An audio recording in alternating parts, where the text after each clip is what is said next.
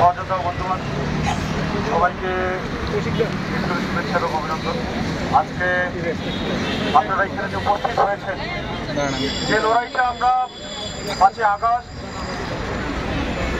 এবং তারও আগে প্রায় 15 বছর ধরে যে আওয়ামী লীগ যে একটা ফ্যাসিবাদী শাসন ব্যবস্থা কায়েম করেছে, তার বিরুদ্ধে আমরা একটা লড়াই করেছিলাম। 5 আগস্ট সেটা প্রাথমিক বিজয় অর্জন হয়েছে। আমরা হয়তো অনেকেই খুব সাদা চোখে মনে করেছিলাম যে ফ্যাসিবাদের পতন ঘটেছে, কিন্তু বন্ধুগণ, এই যে রাজনৈতিক ফ্যাসিবাদ যখন একটি দেশে কায়েম হয়, তার পাশাপাশি একটা রাজনৈতিক ফ্যাসিবাদের রূপান্তরিত হয়, তাতে সামাজিক এবং সাংস্কৃতিক ভূমিকা পালন করে থাকে। যেটাকে আমরা দেখবো তার পাশাপাশি বলবো ফ্যাসিবাদকে। বন্ধুগণ, 5 আগস্টের পর একটা নতুন বাংলাদেশের কথা সবাই বলছেন। এই অভ্যুত্থানের যারা নেতৃত্ব এবং যারা সরকার, তারা অনেক আশার বেশাতির গল্পই আমাদেরকে শুনিয়েছেন। বাংলাদেশের জনগণ, এখানকার শ্রমজীবী মেহনতি মানুষ এবং সংখ্যালঘিষ্ঠ সম্প্রদায় এবং আকীদার মানুষ সেই কথাটাকে আস্থায় নিয়েছিল। কিন্তু আমরা দেখেছি 5 আগস্টের পর কিভাবে একের পর এক যারা ধর্মীয়ভাবে সংখ্যালঘিষ্ঠ, যারা লৈঙ্গিক জায়গা থেকে নিপীড়িত, জাতিগতভাবে যারা নিপীড়িত এবং যারা নিপীড়িত লিঙ্গের মানুষ, সেই মানুষের উপর বারবার আমরা আক্রমণের ঘটনা দেখেছি। বন্ধুরা, আমরা যখন প্রথম দেখেছি যে এইখানে মাজারে যে আক্রমণ চালানো হয়েছিল, আমরা সেটার প্রতিবাদ করেছিলাম। আমরা বারবার বলেছিলাম যে মততন্ত্রের মধ্য দিয়ে কোনো সমস্যারই সমাধান করা যাবে না। কিন্তু আমরা বারংবার দেখেছি কিভাবে এখানে মাজারের উপর আক্রমণ করা হয়েছে। এই যে বন্ধুরা, আজকে তার এই ধারাবাহিকতায় আমরা দেখছি যখন সমাজের ভিতর থাকা ভিন্ন মত, সেটা রাজনৈতিক ভাবেও যারা সংখ্যালঘিষ্ঠ, তাদের উপরও আক্রমণ ঘটে। আপনারা দেখবেন কিভাবে বামপন্থীদের ফেসবুকে আক্রমণ করা হয়, সামাজিক সাংস্কৃতিক ভাবে আক্রমণ করা হয়। সেই একই জায়গা থেকে আমরা দেখলাম হিন্দুদের উপর নিপীড়ন হলো। কিভাবে আমরা দেখলাম সমস্ত সনাতনী মানুষকে এখানে শত্রুর কাতারে দাঁড় করা হলো।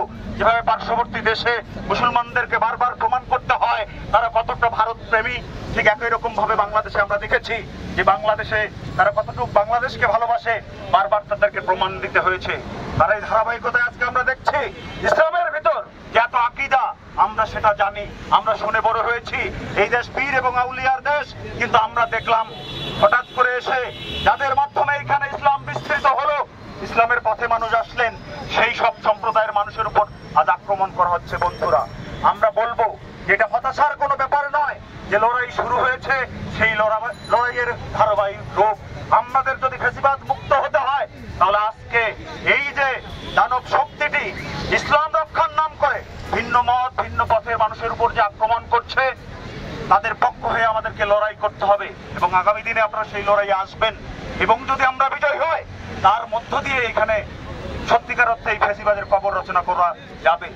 অবিলম্বে যে বাউল আবুল সরকার, তার মুক্তি চাই এবং সেই মুক্তি দিতে হবে, এবং এই মুক্তির জন্য আপনারা রাস্তায় থাকবেন, এই আশাবাদ ব্যক্ত রেখে আমাদের পক্ষ থেকে বক্তব্য শেষ করছি। ধন্যবাদ। এখন বক্তব্য রাখবেন বাংলাদেশ বাউল সমিতির সভাপতি মন্ডলীর অন্যতম সদস্য, গীতিকার সুরকার শাহ আলম সরকার, জনাব শাহ আলম সরকার।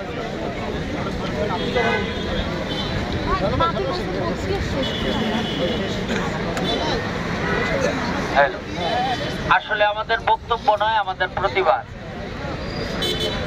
ছোট্ট একটি কথার জন্য, যেটি কোনো ধর্তব্য বিষয় নয়, সেটির জন্য একটি কুচক্রী মহল মামলা দায়ের করেছেন। সেটি মামলাযোগ্য কোনো অপরাধ ছিল না। যদি বলেন এটি মামলাযোগ্য অপরাধ, তাহলে এর চেয়ে বড় বড় অপরাধ কথিত মাওলানারা করে বসে আছেন। আমি দেখলাম ইউটিউবের মধ্যে একজন মাওলানা বলতেছে, আমির হামজা, আমি কোরআনের 52 জায়গায় ভুল পেয়েছি। তাকে কেন আইনের আওতায় আনা হলো না? আরেকজন মাওলানা, নাম তার আজাহারি, কি আজাহারি, মিজানুর রহমান আজাহারি, তিনি বলতেছেন আল্লাহ হালা রসুল হালা, তাকে আইনের আওতায় আনা হয়নি। এত বড় বড় অপরাধ করার পরেও আইনের আওতায় আনা হলো না, অথচ ছোট্ট একটি কথার জন্য তাকে আজকে আইনের আওতায় নিয়ে আসা হয়েছে, যেগুলো যে অপরাধ ধর্তব্য নয়। বাংলাদেশের বিভিন্ন মাদ্রাসা, মসজিদ, যেখানে আমরা নিত্য নৈমিত্তিক যৌক্তিক দেখি বলাৎকার এবং ধর্ষণ হচ্ছে, এটার বিরুদ্ধে বাংলাদেশের কোনো মাওলানা প্রতিবাদ করে না। আমি বলবো এরা কথিত মাওলানা, এরা একটা চক্র যারা ইহুদি খ্রিস্টানদের দালাল। এরা কখনো ইসলামের কেউ না, এরা ইসলামের কেউ না। ইসলামের সাইনবোর্ড লাগাইয়া তারা ধর্মকে পুঁজি করে পয়সা কামাচ্ছে। তো আমি মনে করি এই আবুল সরকারের গ্রেপ্তারের মাধ্যমে তারা একটা জানান দিল, একটা অপশক্তি জানান দিল যে আবুল সরকার প্রথম বা শেষ না।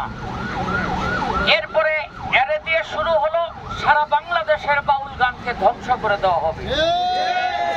সারা বাংলাদেশের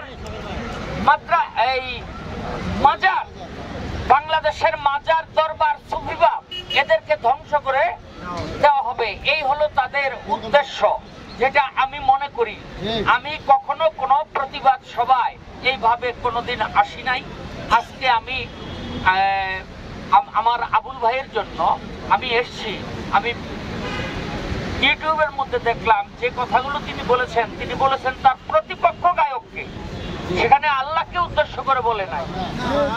তিনি বলেছেন তার প্রতিপক্ষ গায়ককে যে তোমার কথার কোনো আগামাথা আমি খুঁজে পাই নাই, এবং তার প্রথম কথাগুলো না তুলে না ধরে শুধুমাত্র কোট করে এইটুকু কথা উপস্থাপন করে এটা মামলার আওতায় আনা যুক্তিযুক্ত হয় নাই না। এবং আরেকটি কথা হলো, আরেকটি কথা হলো এখন আমাদের সময় এসেছে সারা বাংলাদেশের সুফিবাদ, বাউলবাদ এবং মাজার দরবার সমস্ত মানুষের এক হওয়ার, তা না হলে এই অপশক্তিকে রোধ করা যাবে না। বাউল দীর্ঘজীবী হোক, সুফিবাদ দীর্ঘজীবী হোক। ধন্যবাদ সবাইকে। ধন্যবাদ।